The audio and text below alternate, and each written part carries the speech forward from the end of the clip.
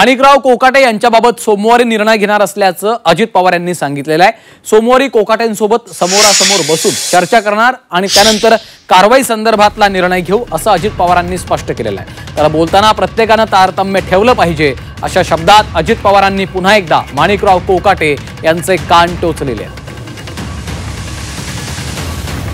मागे एकदा त्यांच्याकडनं असंच काही गोष्ट घडून गेली, तेव्हाही मी त्याची दखल घेतली होती आणि त्यांना सांगितलेलं होतं की हे असं होता कामा नये। परत दुसऱ्यांदा घडलं, दुसऱ्यांदा पण मी त्यांना जाणीव करून दिली, इजा झाले बिजा झाले तिजाची वेळ आणू नका। परंतु आता ह्या बाबतीमध्ये ते म्हणतायत मी ते करतच नव्हतो। नक्की काय आहे हे निष्पन्न होईलच, परंतु मी सोमवारी मी आहे का नाही, सोमवारी मी असेल तर सोमवारी नाही तर मंगळवारी त्यांना बोलून त्यांच्याशी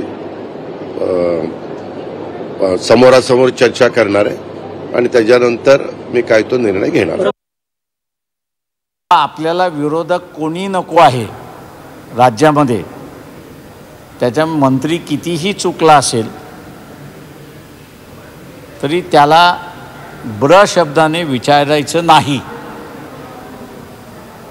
असंच एक धोरण मुख्यमंत्र्यांचं त्या ठिकाणी दिसतंय आणि त्याचा असणारा परिणाम जो आहे तो महाराष्ट्र राज्यावरती दिसतोय।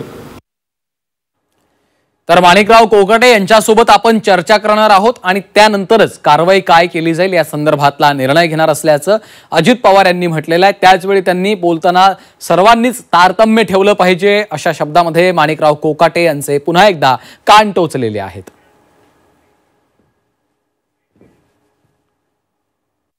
कृषी मंत्र्यांची दिवसागणिक एक नवनवीन काही स्टेटमेंट्स येत आहे किंवा त्यांनी थोडंसं आपल्या तोंडाला लगाम घातला पाहिजे। सातत्यानं आपण एक नवनवीन विषय काहीतरी बोलून ते स्वतःच अडचणीमध्ये येत आहे, त्यामुळे त्यांचं खातं बदललं जाईल असं तुम्हाला वाटत होतं। मला असं वाटतं त्यांना देखील ते खातं नको असावं म्हणून ते अशा प्रकारची स्टेटमेंट करतायत का, अशा प्रकारचा संशय यावा, शंका यावी, अशा प्रकारचं त्यांचं एकंदरीत वागणं आहे।